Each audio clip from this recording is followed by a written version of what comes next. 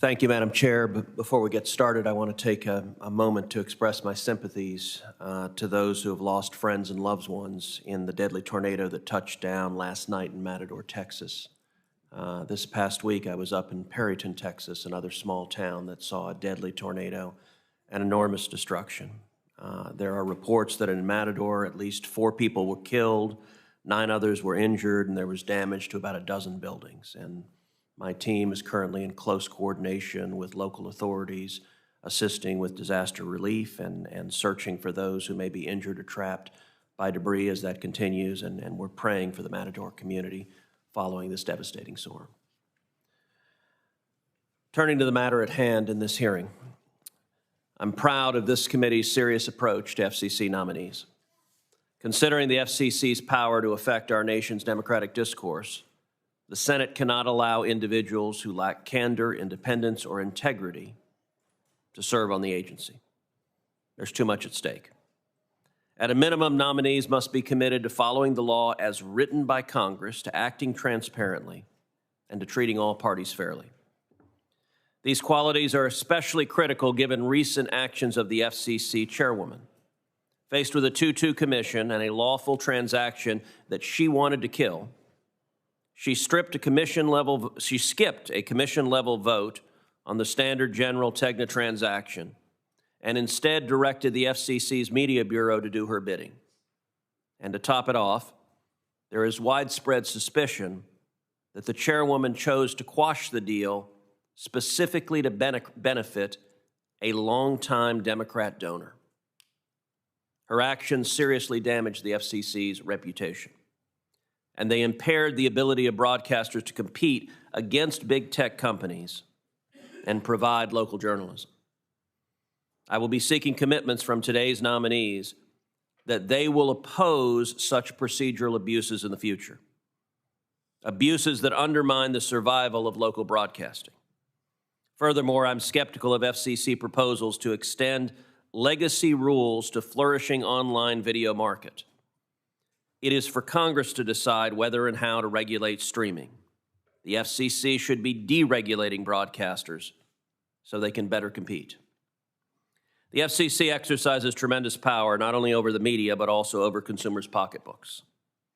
Through the Universal Service Fund, the agency has imposed burdensome taxes on American consumers to fund inefficient, ever-expanding programs. Nominees should be good stewards of funding and stand up for taxpayer interests. Despite having been repeatedly excoriated by GAO and economists for failing to track where USF money was going, the current FCC leadership failed to learn from past mistakes in setting up the Affordable Connectivity Program. According to the FCC's own Inspector General, the FCC, quote, did not apply lessons learned and, quote, failed to implement several important recommendations intended to enhance and safeguard the integrity of the subsidies. Rather than responding with restraint, the FCC, led by Chairwoman Rosenworcel, has worked to expand FCC spending, including in defiance of clear statutory limits. Take E-rate. Virtually every school in the country already has high-speed broadband. So Chairwoman Rosenworcel has sought to push E-rate subsidies beyond schools and into students' homes, even though the Communications Act explicitly confines the legal authority to classrooms. This illustrates regulators' relentless appetite to ignore statutory language that stands in the way of their desired policy. Unfortunately, such an appetite can come at huge cost to American taxpayers. Nowhere has this been more evident than in the FCC Democrats' uncontrollable urge to regulate the internet as a public utility, i.e., so-called net neutrality, which I have long described as Obamacare for the internet. The growth of the internet is perhaps the greatest deregulatory success story of our time, a fact made clear during the pandemic, when U.S. networks thrived in handling unprecedented bandwidth demands and significantly outperformed their heavily regulated European counterparts.